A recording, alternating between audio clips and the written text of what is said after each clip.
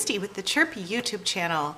Today I am here to talk to you a little bit about calm instead of crazy.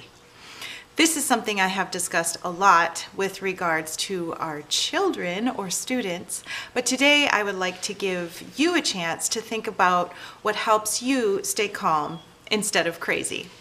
This is a kind of scary and upsetting time. There's a lot of churning going on outside in the world and potentially within our own homes and within our own spirits, because so much is unknown. And I believe that we need to take the time to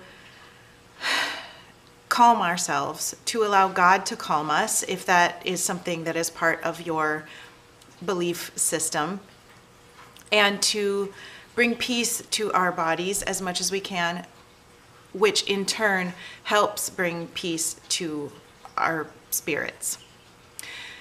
These are just some ideas. Some of them may work for you and others may not, and that's perfectly fine. I want to give you a buffet of options so you can pick things that will help calm you, so that you can be peaceful, so that you can be kind to the people in your home and perhaps in the community, so that it's a little bit easier to be patient and to show love in a situation where all of us could use more of those things. My first suggestion is going to be prayer. And prayer can mean many different things to many different people. I'm going to leave many resources in the box below this video, so please go down there. Maybe as you're watching, scroll through some of those resources and open the ones that interest you in a new tab so that you can go look at them later. There are some great guided prayers that can be helpful. There are some devotional guides that help us each day sort of direct our prayers. There are some YouTube videos which are helpful for redirecting our thoughts or directing them towards God. And of course, there is Bible reading, which we can use as a method of prayer. We can use the Bible as a way of talking to God and allowing Him to speak back to us. I also recommend meditation, which once again can mean a lot of different things. I love thinking about helpful scriptures. I love doing body scan meditations, which are thinking sequentially about different body parts and allowing the tension to flow out of them. I have some resources, of course, for you on these topics down below, and I hope that they're helpful to you. I couldn't have a video about calm instead of crazy unless I talked about physical activity. This is the thing that I think we often forget when we're thinking about our spirits, because it seems like physical activity simply affects our outer person, but it's not true. When we are able to calm our physical self, it sort of makes a pathway into our inner self, and we are able to then also recognize our own emotions and deal with them, bring them to God, talk about them with our family members and our friends, journal about them. We're able to deal with them in healthy ways rather than squelching them. I find that one of my most spiritually open and creative times is after I have done something physically strenuous. If you can go outside and go for a walk or go for a run or go for a bike ride, those are all great options. It's best to get some sort of stretching or body weight activity, as well as some sort of aerobic, sweaty activity. And so if you can do both each day, then you're bound to be in a better state mentally and emotionally. If you aren't able to go outside and do something, then consider an indoor trampoline. Those can be very fun. I have found them at garage sales. Not that you should be going to garage sales right now, but I have found them for pretty inexpensive prices. I think I got one for 10 bucks once, but they're also inexpensive on Amazon. So consider that. You can get an indoor bike. I have one that I love with a desk, so I can put my laptop there. I actually usually don't work on the laptop on my bike, but I do read and I watch YouTube videos and sometimes Netflix while I'm pedaling away, and I find that it gets the right amount of aerobic exercise. Being on the bike for about a half an hour, I feel much better. All of my bones seem to click into place, and I feel soothed and calmer. So that's a great option. If you have a treadmill, that's great. If you don't have any of these fancy machines, try jump ropes, try burpees, try the indoor trampoline, jumping jacks, whatever you can think of that will get your heart rate up and will get you sweating. And I would aim for a half an hour a day. If you want to do more, that's even better. There's been a lot of hate lately for essential oils, and I suspect this is because some of the multi-level marketing people have been so incredibly pushy, and because they have over-exaggerated the benefits of essential oils. However, I have done the research, and it will be linked for you down below. Lavender oil is especially good for calming us, for helping us for helping to relieve anxiety. It's well known. There are actually pills with lavender oil in them that have been given to people as a test, and they proved to be as helpful as an anti-anxiety medication. So it's not all just hogwash. Also, there's quite a bit of science now on certain essential oils and how they are able to fight germs and bacteria and virii, which of course we're all very concerned about at this time. So I have put those studies for you down below, along with some links that may be helpful if you choose to either try to help quell your anxiety or to fight things in your house, little bugs that may be attempting to overwhelm you and your family members. I am combining some calming oils along with some germ-fighting oils in my diffusers, and I have 3 of them. Well, not 3, 3 diffusers in my house. They're going during the day, and so far this winter, I haven't gotten sick, so I think that's a big change.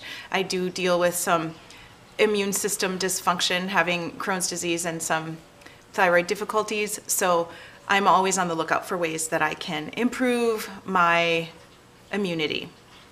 Also, you might want to consider elderberry syrup, elderberry teas. They have good science behind them on fighting virii and bacteria, and also encouraging the immune system to kick it up a notch. I recommend soothing music. I love ambient music. I'll put some of my favorites down below. And I also made a cheery playlist. If you want to have a dance party in your home, you might like some of those songs on that playlist. Ambient music is great to have going in the background. If you use Google Play Music, you can cast it to a TV and it will play a fire while it's playing your music. So the visual will be a fire and the audio will be whatever music you have chosen. And I find that to be really peaceful. I find that to be calming and enjoyable and cozy. Since many of us, choosing to be isolated during this time, or we have been asked by our governments to be isolated, we might as well fill this time with a sense of coziness and a sense of comfort. And whether you have a fireplace or not, a fire is a great way to do that.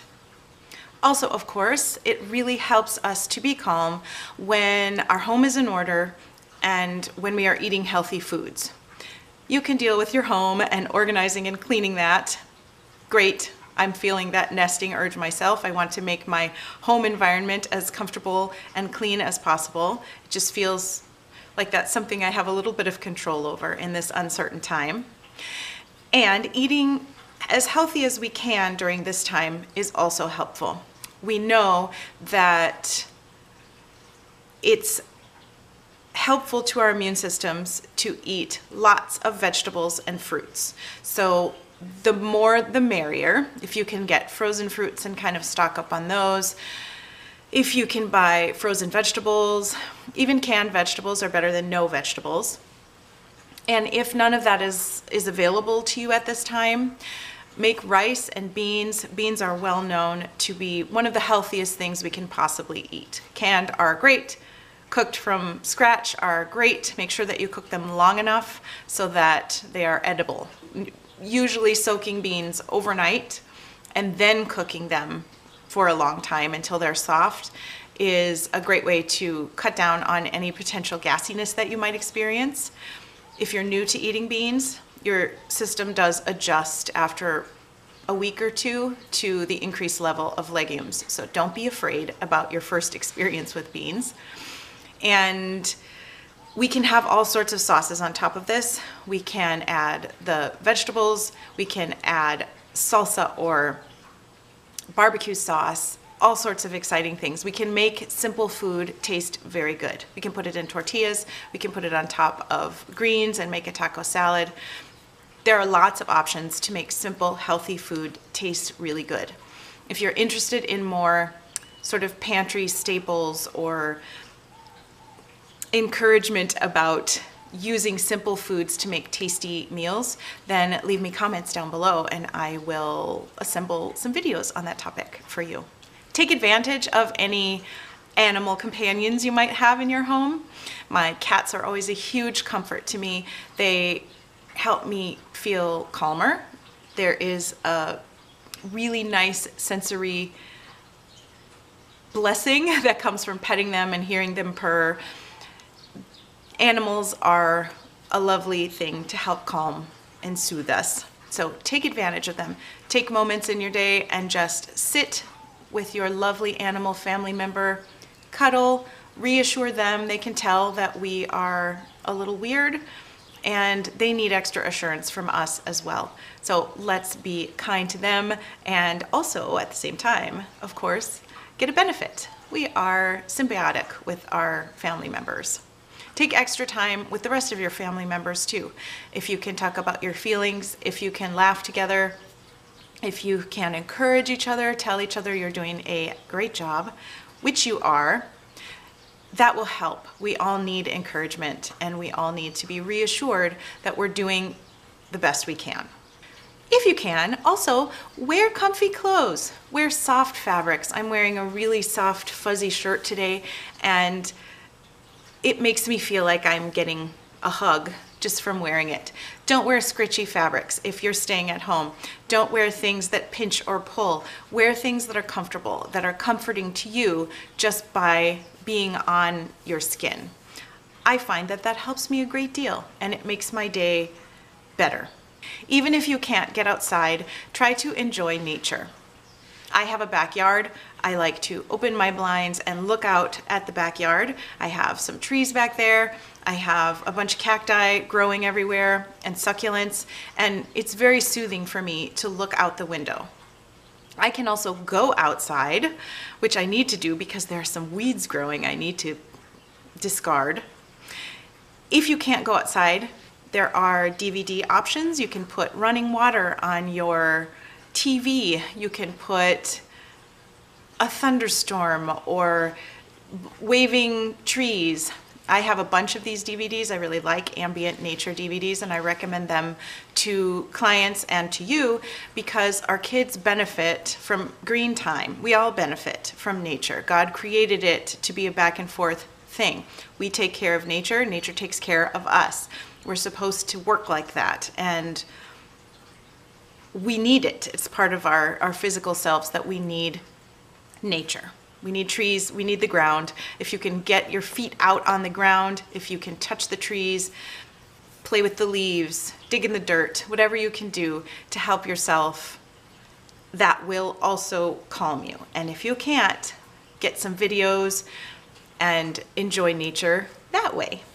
I am, of course, going to recommend less TV time, less screen time of any kind, just because we know that screen time has, past a certain amount, which I think is an hour and a half a day, has a negative effect on our mood.